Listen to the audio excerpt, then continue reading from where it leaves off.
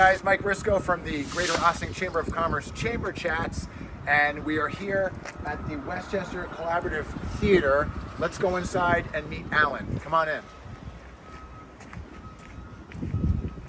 All right, here we go. Push.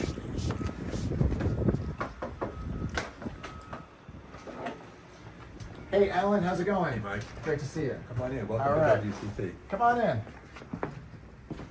Hey, it's Mike Risco here from the Greater Ossining Chamber of Commerce, your host for Chamber Chats. This is a video series where we interview chamber member businesses and find out about the people that run them and their business and a little bit of the history. And we're here with Alan. How are you, Alan? Hey, Mike. Nice to see you. Can you tell our audience your name and the name of your business?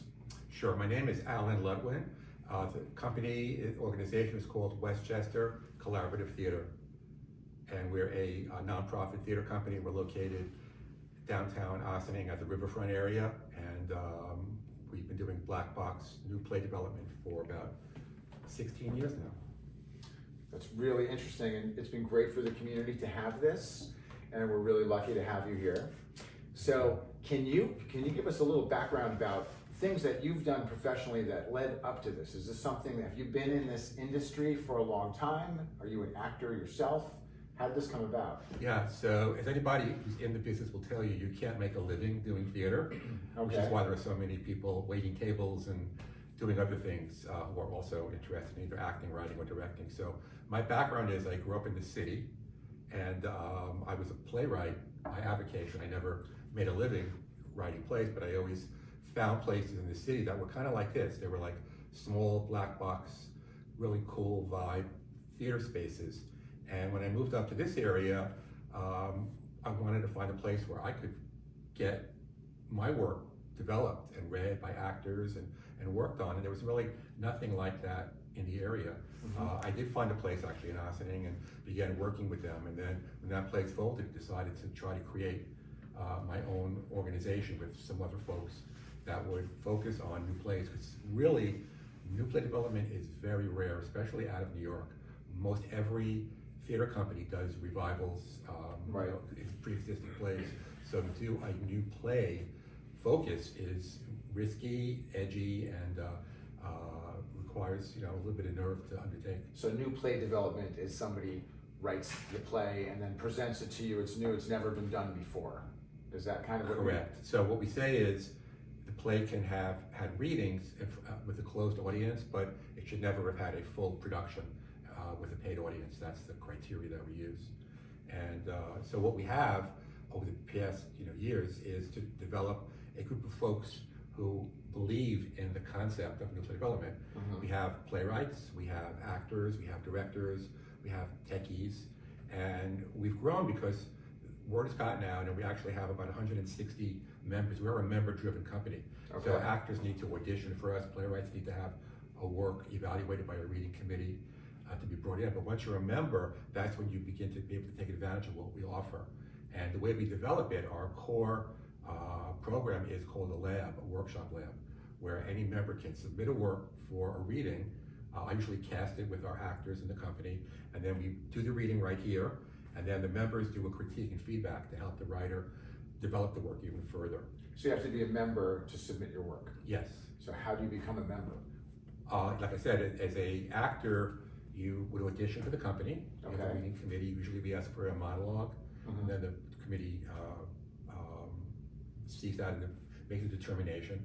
For a playwright, you would submit a writing sample, and we would evaluate that and see if it's a good fit for us. And if you are, and we, it's funny because we have people who come into the company as actors, and then they decide, oh yeah, I'm going to try to write something, and they kind of move into that area. We have writers who decide they want to act or direct. So people are encouraged to take chances and grow their skills and move into different areas. It must be interesting to see how the creative process works, because as we're talking here, I can see like when you select a work to be read, you're probably reading it on stage with a closed audience, like you said, and you're seeing what kind of reaction you get from certain lines and different things, and people like yourselves and your team are probably bubbling with ideas as you're reading it about the way this could take shape as a true play. Exactly. And Theater is different than any other art form because you need an audience to know what you have. You can't judge the worth of a play by reading it on a page. You need to see it on the stage, even seated, with actors reading it, and then you can get a sense as, is this going to really work or not? Especially for a comedy, which relies on laugh lines, you need people there to respond. The writer has to know what's working and what's not working. Right. Are you in some of the shows? Me? Yourself? Yeah. No, so ironically, even though I kind of started the company to give myself a place to get my work developed as a playwright, I've been so busy growing the company and acting as a producer. So I think of this as a gym for other people to exercise in. Sure. And my gratification is, giving people a home to get their work done. And when I sit in the back of an audience during a show and watch people enjoying themselves and watch actors on stage and writers, etc., that's the gratification I get. So I have not, I rarely acted. I did a little bit of acting years ago just to find out what it's like. But I don't really have the time right now to. Well, there's so much work that's involved in running a small business or organization. You're probably tied up a lot just making things happen. Exactly. Theater is a very challenging business to undertake, and people don't understand the back end of it. A lot of it is focused on what goes on stage or in front of the house. But it's like any other business. You need to, keep costs in line. You need to do the marketing. You need to just make sure that things pay the rent, keep the lights on and all that stuff. And it's not glamorous, but that's what has to be done. It's pretty glamorous. Well, it's a beautiful space. You have live music here sometimes too, right? Yeah, so we are a theater company, we're a nonprofit theater company, but when we moved into this space, which we did about 10 years ago, we decided to branch out a bit. So we offer music on a regular basis. We call it Music in the Box, this being the box. And we've had a lot of really wonderful artists come in over the past 10 years and perform. We now have a kind of a group of people who come back almost every season, and our audiences love them. We also do classes. We have scene study classes. We have classes, video auditioning classes, yoga, meditation, a whole slew of classes that we run semesters so people can take advantage of that as well. Good to know. And the space is actually available. We have other theater companies who come in during the year when we're not doing our work, and they rent it from us. We've had people use it as a party place, or as a place to actually shoot a video or just do another show. So we do welcome people who have inquiries about utilizing our space when we're not here to be able to do that. Well, it's a great space. Can you take us on a little tour of the facility so we can see what's going on here? I'd be happy to. Okay, all right, let's do it. Let's take a little walk around. So this is in our theater space right now. Okay. This is our main seating area, which you see we have risers here. And the stage is literally, we call this the beam, and when we do a play, so directors say play the beam, because we have an audience on this side here, but we also have an audience on this side. We have a riser usually put up here and more seating, so it's like L-shaped or two-sided seating for shows. And again, the stage can be anywhere here. If you turn around, you can see we have built-in entrances and exits where actors can come in and out. They can enter from backstage as well. And people make really creative use of the space. It's really nice. Most of our music is done up here in this corner. And we usually do up to quintets. Bigger than that, it's a little dicey. This is an example of, this table here is an example of a cabaret table. So when we do a music event, we actually try to create a jazz cabaret vibe. And we have more tables here that we set up, tablecloths, flowers, candles. It's really intimate and a cool space for music. And because it's black box, we can switch from theater to music and back again very quickly. It doesn't take much to do. It's a great space. The backstage area is the theater. We're going to walk through kind of a little aisle area where people come when they're in the theater and want to use the restrooms or get a drink or something. And this is, you can see here, there's posters of our past productions, etc.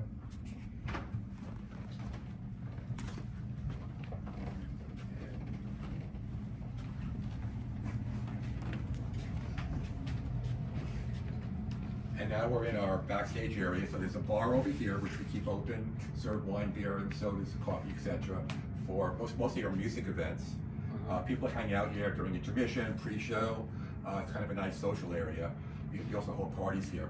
And here you see a wall of artwork which is provided by our friends at the Ossining Arts Council. We swap this out every few months. They come in and put up new work, and our people who come to see our shows actually do a tour of this little area, and some of it is for sale as well.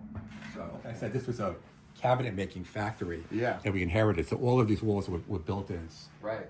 We call the side walls wing walls. Right. But everything was kind of built into the factory. This is our dressing room where actors and talent stay pre-show and during intermission and just hang out. And it's got the dressing room vibe. Right. This is our backstage area. Storage is always a problem, especially in limited space that we have.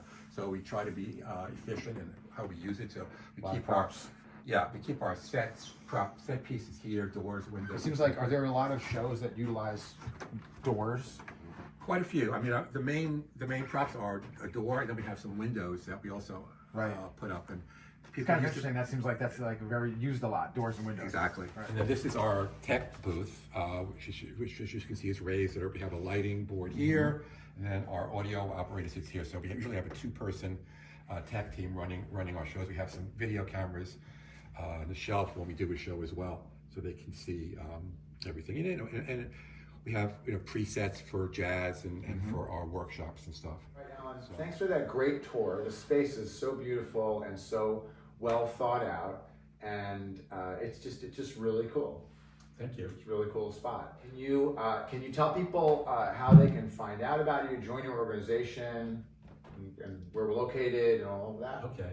Well, we're at 23 Water Street in the village of Ossining, about a block from the Ossining train station on the riverfront.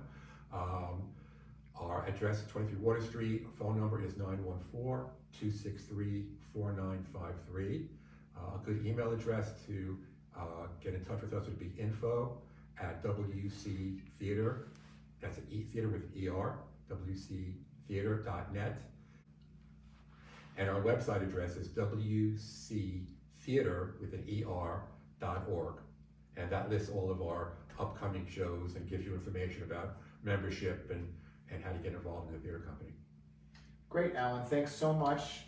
And this has been a real pleasure, and you're doing such great work. And I would advise anybody to come down, visit Alan, and check this space out. Thank you. Thank you for coming by, Mike. Appreciate it. You got it.